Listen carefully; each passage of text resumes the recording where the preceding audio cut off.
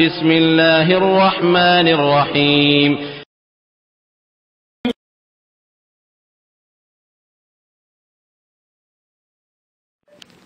আমাদের আরেক ভাই প্রশ্ন করেছেন যে বেতরের নামাজ কি বাধ্যতামূলক।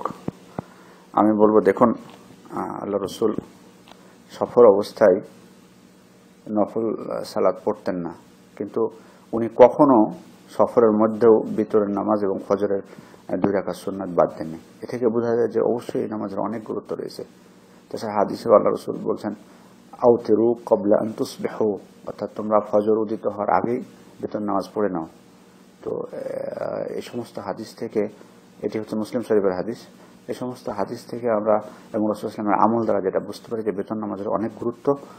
অতএব আমাদের রাসূল ইসলাম যেমন তার জীবনে ছাড়েনি, অতএব আমাদের উচিত হবে সম্ভবপর না ছাড়ার। তবে নামাজটি ওয়াজিব না সুন্নাত, এ নিয়ে আলেমদের মধ্যে মতভেদ আছে।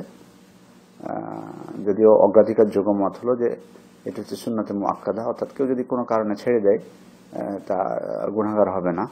তবে আসলে আমরা সবসময়, আমি একটা কথা বলি, আগেও বলেছি আপনাদেরকে, যে সবসময় মতভেদকে এড়িয়ে চলবেন। যদি মতভেদ এড়িয়ে চলা সহজ হয়, তাহলে কেন আপনি মতভেদের মধ্যে নিজেকে পা দিবেন? এখানে বেতন নামাজ যে বৈধ না অবৈধ, এ নিয়ে তো কোনো খেলাপ নাই। এটা তো নিশ্চয়ই নামাজ সুন্নাত, এটা নিয়ে তো কোনো খেলাপ নাই। তাহলে আপনারা পড়বেন, তাহলে আপনার মতভেদ থেকে দূরে থেকে গেলেন। এটা ওয়াজিব কি সুন্নাত, এই মতভেদের মধ্যে আপনারা পা দিলেন না, পড়ে নিলেন। পড়াটাতে আর কোন দোষের না, বা কেউ তো বলেনি যে পড়া যাবে না, বরং মতভেদটা হচ্ছে সুন্নাত না ওয়াজিব নিয়ে। তাহলে আমি নিজেকে মতভেদের মধ্যে ফেললাম না, আমি নিয়মিত পড়ে নেব। এবং পড়বো কেন? রাসূল ইসলাম কখনো ছাড়েননি, তাহলে আমিও ছাড়বো না।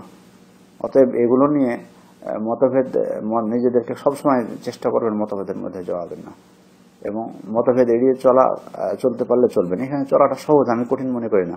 বেতনের নামাজ যদি আপনি 3 রাকাত না পারেন, 1 রাকাত পড়বেন, কারণ হাদিসে আল্লাহ রাসূল বলেছেন, সালাতুল লাইলি মাসনা মাসনা ফাইদা খাশিয়া আহাদাকুমুস সুবহা সাল্লা রাকা ওয়াহিদা তুতিরু লাহু মা ক্বাদ সাল্লা। এই হাদিসে আল্লাহ রাসূল 1 রাকাত বেতরের কথা বলেছেন।